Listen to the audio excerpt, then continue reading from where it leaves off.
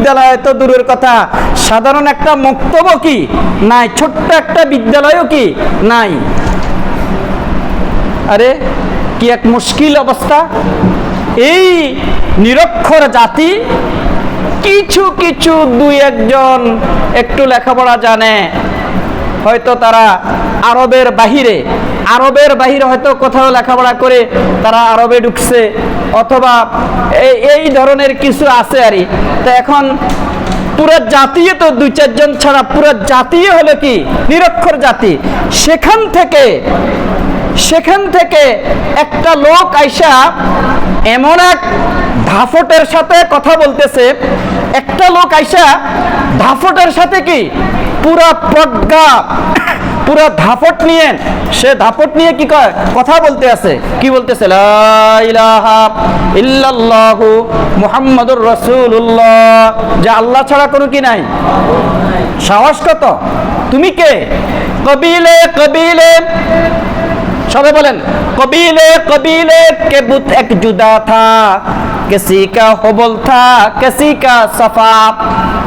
গোত্রে গোত্রে প্রত্যেকেই নিজস্ব, তারপরে মাবুদ, নিজস্ব ভূত মূর্তি বানায় রাখছে, দেবদেবী কি রাখছে বানায় রাখছে, ঘরে ঘরে দেবদেবী।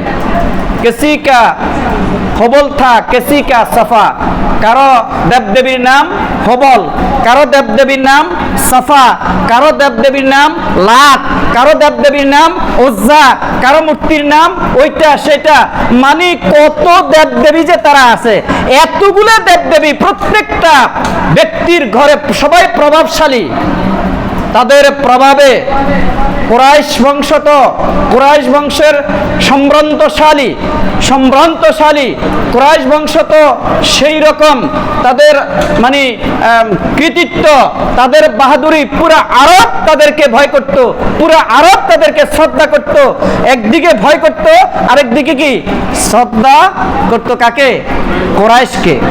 কুরাইশ মানে হলো কারশন, কারশন হলো সমুদ্রের বড় মাছটাকে কি বলে? কারশন বলে। আরবিতে সমুদ্রের বড় মাছকে কি বলে? কারশন। সেই মানে কুরাইশ বড় জাতি, সম্ভ্রান্ত পরিবার, সেই কুরাইশ জাতি থেকেই একজন লোক আসছেন, নবী মুহাম্মদ।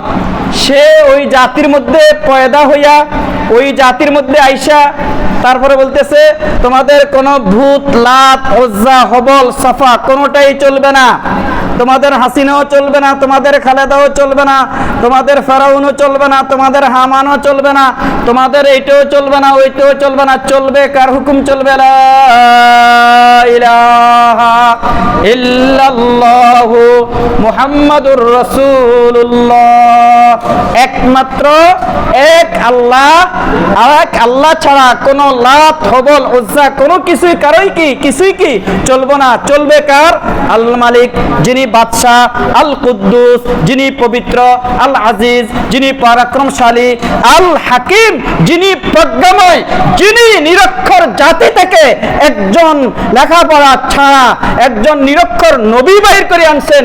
ওই জাতির ওই লোকটা আইসা এত বড় দাফটের সাথে কথা বলতেছেন, তিনি আমার তারপরে প্রেমিক, তিনি আমার তারপরে আমার পাগল, আমার নবী মুহাম্মদুর রাসূলুল্লাহ সাল্লাল্লাহু আলাইহি ওয়াসাল্লাম।